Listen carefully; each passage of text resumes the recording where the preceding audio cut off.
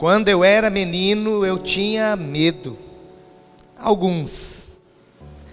E eu quero nessa noite compartilhar com os irmãos algo que eu passei, mas também como Deus tem trabalhado na minha vida e com certeza tem trabalhado na sua também, nesse sentido, porque nós servimos a um Deus poderoso. Amém, igreja? Mateus capítulo 14, do versículo 24 até o versículo 27, nos diz assim a palavra do Senhor: Entretanto, o barco já estava longe, a muitos estádios da terra, açoitado pelas ondas, porque o vento era contrário. Na quarta vigília da noite, foi Jesus ter com eles, andando por sobre o mar.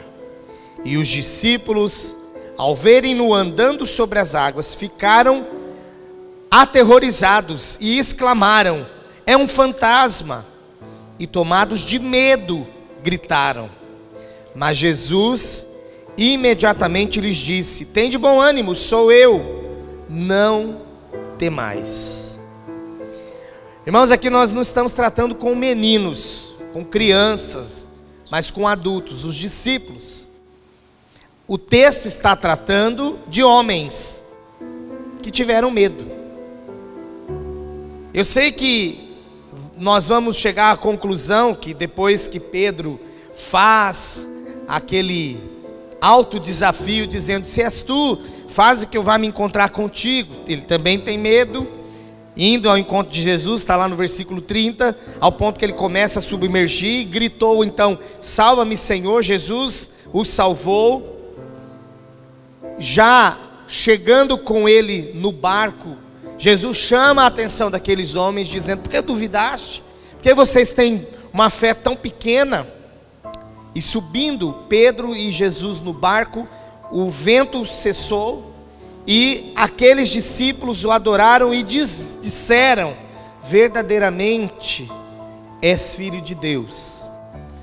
É talvez depois de uma síndrome, talvez de um medo, de uma experiência tão ruim que a gente passe, que infelizmente nós vamos reconhecer que servimos ao Filho de Deus, que servimos ao Senhor, mas que isso sirva para o nosso crescimento, porque não podemos viver o tempo todo como meninos e também aterrorizados por qualquer coisa. Eles estavam aproximadamente de 5 a 6 quilômetros da margem. Eles não estavam, talvez ainda nem no meio do mar, daquele aglomerado de água, mas eles estavam açoitados pelo vento. E a psicologia, inclusive, ela estuda esse fator medo, porque existem várias categorias, ou vários tipos, podemos chamar assim, de medo. Tem gente que tem medo de vento, medo de relâmpago, medo de altura, medo de chuva forte, medo de andar no escuro, medo de passar na porta do cemitério. Tem gente rindo aí, ó. Medo. Nós precisamos hoje analisarmos aqui que quando nós éramos menino, isso até era algo próprio do menino, de alguém que por ser infantil, criança, passasse por isso, ou passava por isso. Eu quero começar dizendo aos irmãos que eu não fui ensinado a ter medo. Tem mãe que ensina o filho assim: ó, não vai lá não que o homem do saco vai te pegar, colocando medo. Tem mãe que ensina o filho assim: ó, lá no escuro tem um bicho papão, colocando medo. Eu não fui ensinado assim. Eu me lembro quando eu tinha 5 anos, acabou a energia na rua, consequentemente na minha casa, mas na rua acabou a energia e estava tudo escuro. E nós estávamos numa reunião da igreja, com os irmãos da igreja. Aí minha mãe veio com aquelas lamparinas, vela, tudo que pudesse pôr fogo dentro de casa, que não fosse trazer nenhum prejuízo, ela acendeu. E ficou claro. Mas eu olhava para a rua e estava escuro. E um garoto que estava entre nós, ele teve a curiosidade de ir até a rua para ver um movimento, e eu comecei a segui-lo.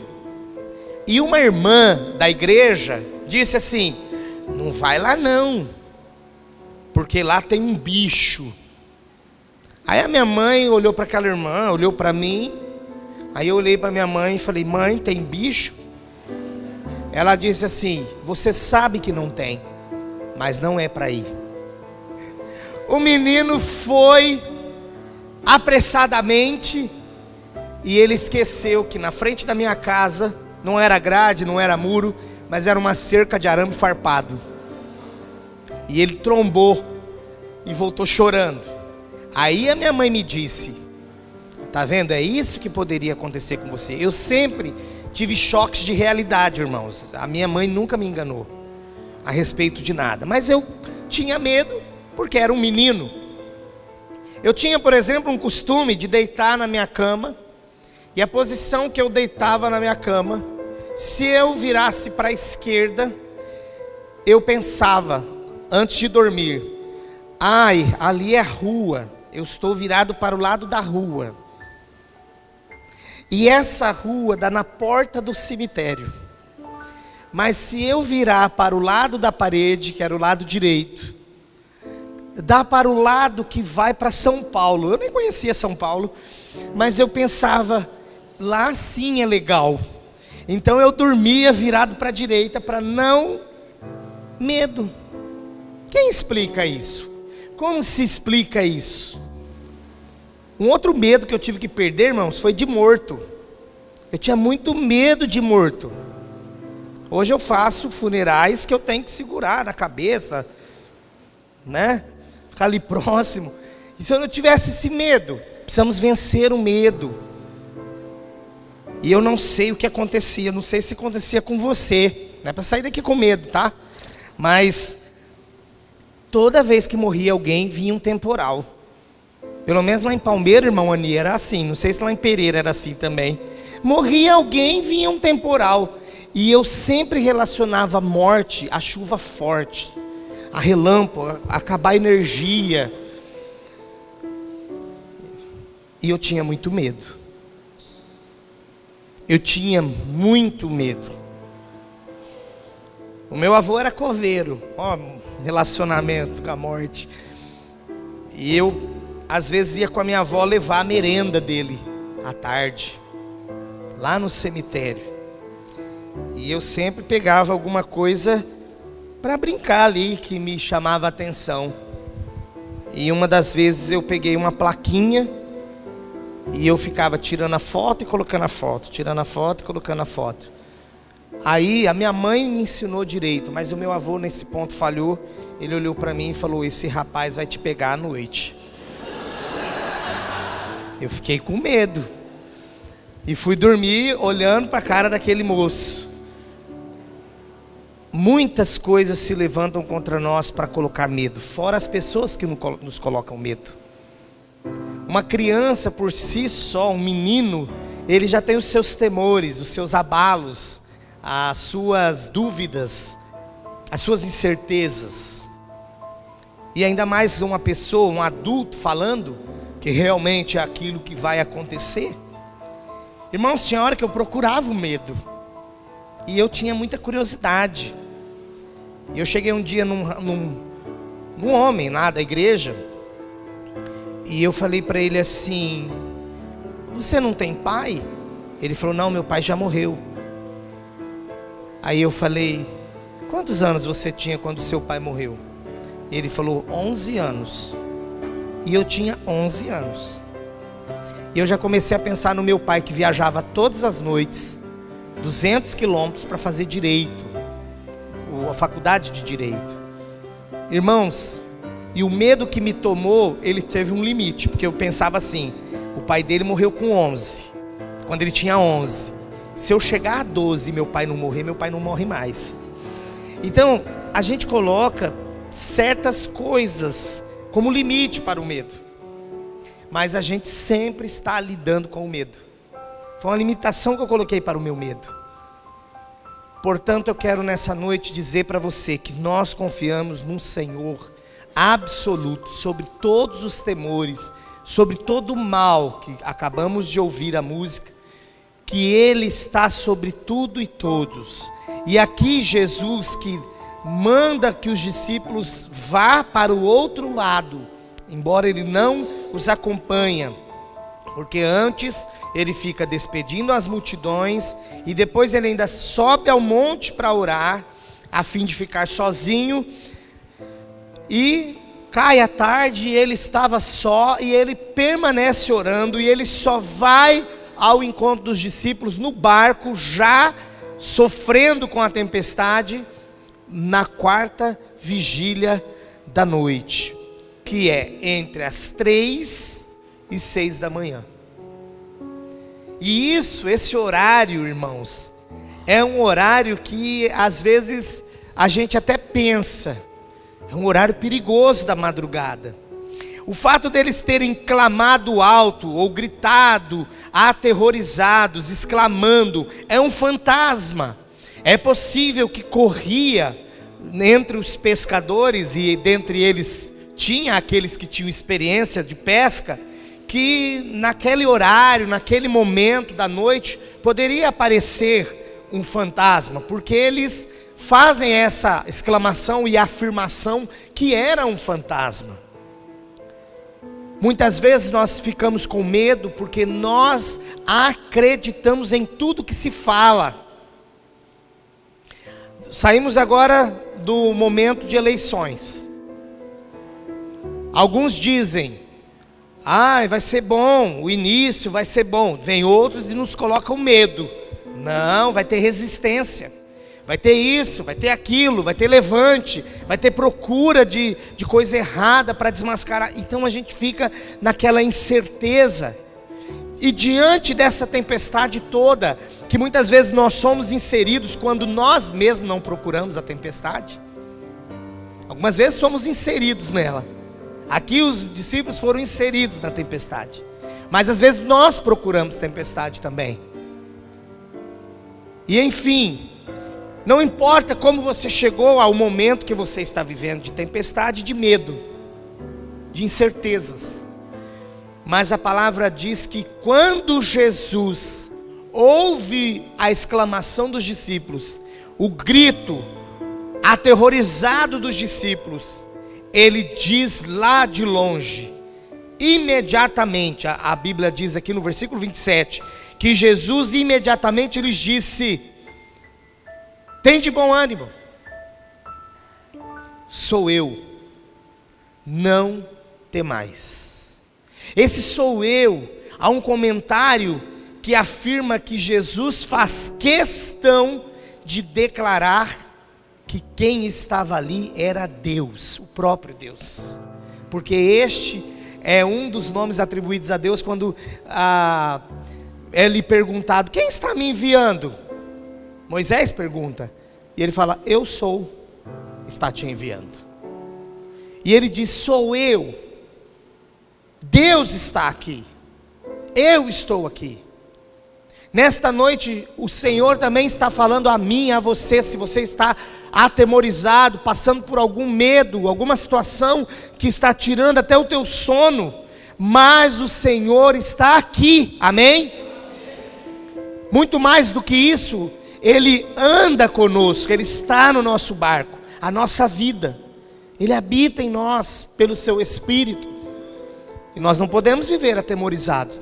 Precisamos então, sim, não estou dizendo que é algo que todo mundo já venceu, ninguém mais tem medo de nada, e também não estou ensinando ninguém a fazer nada radical aqui, porque não pode ter medo. O que eu estou dizendo é: precisamos em Cristo Jesus lançar fora todo medo, lançar fora e deixar para lá aquilo que era próprio de um menino. Você tem medo de que o seu passado possa te trazer alguma coisa ruim para o presente? Você tem esse medo? A palavra de Deus te responde: mas os que estão em Cristo, ou o que está em Cristo, nova criatura é. As coisas velhas ou antigas já passaram, tudo se fez novo. Amém? Ah, pastor, o meu negócio é com o presente mesmo. Eu tenho muito medo do presente. Incertezas me cercam e eu tenho medo.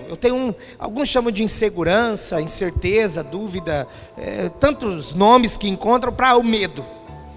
Mas a palavra de Deus diz aqui em Romanos capítulo 8, abra comigo lá. Romanos capítulo 8, eu quero compartilhar com você, versículo 31. A respeito das provas que nós passamos e que podem nos trazer medo, nos afligir, mas que nós precisamos dessa certeza do amor de Deus na nossa vida, amém? Então, Romanos 8, 31 diz: que diremos, pois, à vista destas coisas? Se Deus é por nós, quem será contra nós?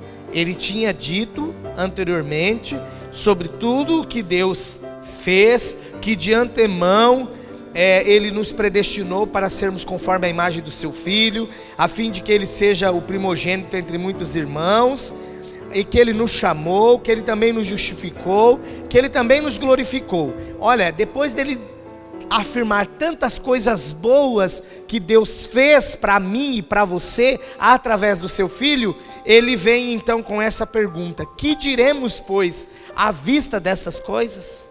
Se Deus é por nós, quem será contra nós? Ele está dizendo aqui, nós precisamos deixar todo o temor de lado, porque o Senhor está conosco. E no versículo 38 e 39 do mesmo capítulo de Romanos 8, ele diz assim: porque eu estou bem certo de que nem a morte, tem medo da morte? Nem a vida, tem medo das incertezas da vida? Nem os anjos, nem os principados, aqui está falando de demônios, nem as coisas do presente. Talvez você tinha medo das coisas do passado, que você já fez, mas aqui também está falando do presente. Nem do porvir, nem os poderes, nem a altura, nem a profundidade, nem qualquer outra criatura poderá separar-nos do amor de Deus que está em Cristo Jesus, nosso Senhor. Aqui está a certeza para a igreja de Cristo, que ela não precisa andar debaixo do medo. Tudo já está escrito, e a igreja não passará por nada maior daquilo que ela possa suportar. E ainda enquanto estiver passando por alguma privação, os servos de Deus têm a proteção do Senhor, amém? Há um salmo muito conhecido, tem gente que gosta de deixar aberto lá no meio da sala, empoeirando, mas não precisa não. É bom que você leia e que você realmente aprenda com esse texto. Salmo 91, sobre andarmos à sombra do Altíssimo. Você sabe o que é isso? Debaixo da proteção, dentro do campo de alcance do Senhor. É dessa forma que nós andamos, debaixo da proteção, à sombra do Altíssimo. Então, diz aqui, Salmo 91, que não é um texto místico ou de simbologia, de deixar aberto lá e que ele age na casa, mas é para ser lido, crido e vivido. Você precisa viver isso, que o Senhor é o Altíssimo e que você está andando à sombra dele. Quando eu andava com o meu pai ou com a minha mãe ou outra pessoa, qualquer adulto, que me passasse esta segurança, estou aqui com um adulto, eu andava até diferente. Passava perto de cachorro bravo, porque eu estava com um adulto. Passava em lugares difíceis. Eu ia pescar com meu pai, com os amigos dele lá da nossa igreja, e lugares hoje que não é que eu tenho medo, sabe, irmãos, mas eu acho que eu não vou sozinho mais. E eu ia com ele. Por quê? Porque eu estava com ele. Ia caçar rã no brejo. Perigoso, irmãos, é perigoso, mas eu estava com ele. Nós podemos passar por qualquer perigo, e passaremos, porque o Senhor está conosco, nós seremos poupados. Diz aqui a palavra, Salmo 91, o que habita no esconderijo do Altíssimo e descansa à sombra do Onipotente, diz ao Senhor, meu refúgio, meu baluarte, Deus meu, em quem confio. Pois Ele te livrará, não precisamos ter medo, pois Ele te livrará do laço do passarinheiro e da peste perniciosa. Cobrir-te-á com as suas penas, e sob suas asas estará seguro. A sua verdade é escudo. Irmãos, e sempre debaixo da proteção do Senhor. Não pense em sair da proteção dele. Versículo 5.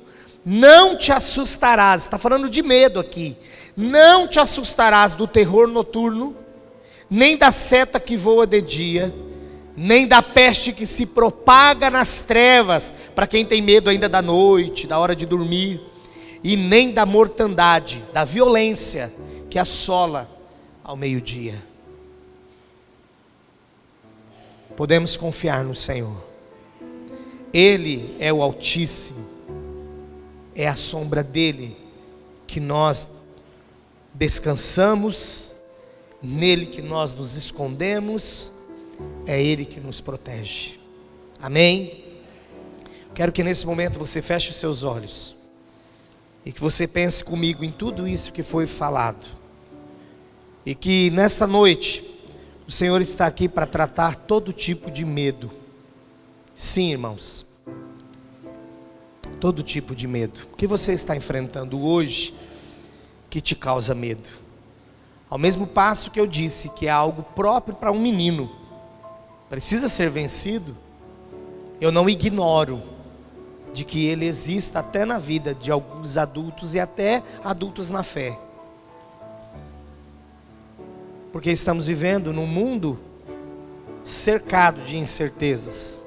Um mundo que a palavra mesma diz que jaz no maligno. Esse mundo está totalmente morto e sob o domínio do maligno. Mas é aí que nós nos levantamos sem medo, aleluia, e nos posicionamos como filhos do Altíssimo e igreja de Cristo Jesus, para que além de nós não termos medo, nós possamos também trazer outras pessoas para o reino da luz, para que elas também deixem de lado todo medo. O Senhor é conosco, igreja. O Senhor é por nós. Lemos aqui em Romanos 8. O Senhor é por nós. Saia para mais uma semana. Eu sei que você tem desafios, eu também tenho. Eu sei que tem algumas dificuldades que estão instaladas, e que talvez essa semana é uma semana decisiva. Mas não tenha medo, não tema. Você passará por essa tempestade com Cristo. Ele subirá no barco, Ele assumirá o controle, o vento cessará. Creia nisso.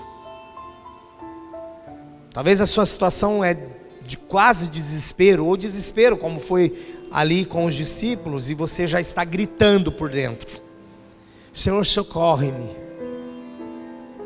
Ele está aqui para estender o seu braço forte e fazer como Ele fez com Pedro, que mesmo duvidando, começou a afundar, mesmo duvidando, ele clama: Senhor, me socorre, me salva. E Jesus levanta-o.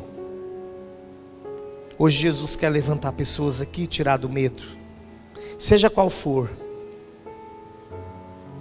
Eu não vou expor ninguém aqui, nem perguntar qual tipo de medo que você tem, ou teve, ou pensa que pode voltar. Mas eu quero que nessa noite você se coloque em pé aí no seu lugar, se expondo a Deus e dizendo: Senhor, trata o meu temor, trata o meu medo, trata da minha incerteza. Eu tenho essas dificuldades para vencer e eu preciso do Senhor. Eu não vou conseguir sozinho, sozinha. Eu preciso do Senhor. O Senhor está aqui nessa noite. Glória a Deus por essas vidas. Aleluia. Ele é Deus conosco. Ele é Deus que trava todas as batalhas comigo e com você. Ele não nos deixa sós. Os discípulos pensaram que estavam sós, mas Jesus já estava vindo no momento certo.